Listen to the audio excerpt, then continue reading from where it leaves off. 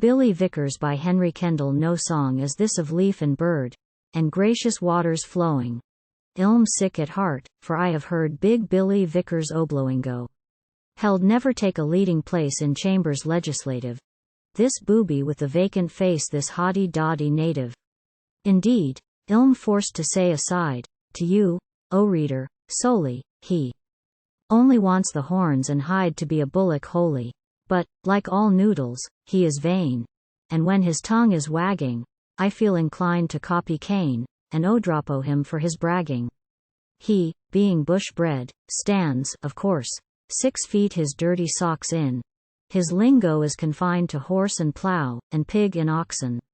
2 years ago Heĺd, less to say within his little circuit, but now he has, besides a dray, a team of 12 to work it.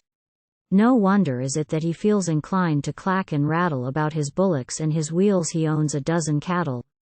In short, to be exact and blunt, in his own estimation Heĺd's out and out o' the head and front top sawyer of creation, for, mark me, he can sit a bucko for hours and hours together, and never horse has had the luck to pitch him from the leather.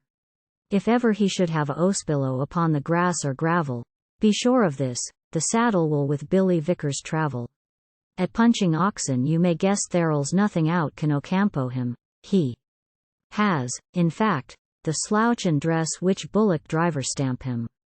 I do not mean to give offense, but I have vainly striven to ferret out the difference twixt driver and the driven. Of course, the statements herein made in every other stanza are Bill's own, and ilm afraid they stark extravaganza.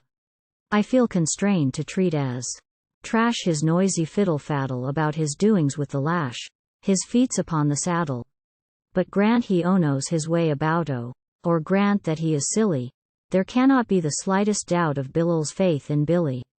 Of all the doings of the day his ignorance is utter, but he can quote the price of hay, the current rate of butter. His notions of our leading men are mixed and misty very. He knows a Cochin China hen, he never speaks of Barry. As you'll assume, he hasn't heard of Madame Paddle singing, but I will stake my solemn word he knows what maize is bringing. Surrounded by majestic peaks, by lordly mountain ranges, where highest voice of thunder speaks, his aspect never changes. The grand Pacific there beyond his dirty hut is glowing. He only sees a big salt pond, o'er which his grain is going. The sea that covers half the sphere, with all its stately speeches, is held by Bill to be a mere broad highway for his peaches. Through naturel's splendid temples he plods, under mountains hoary, but he has not the eyes to see their grandeur and their glory. A bullock in a bipedal's boot, I iterate, is Billy. He crushes with a careless foot the touching water lily. Ilve said enough, ill let him go.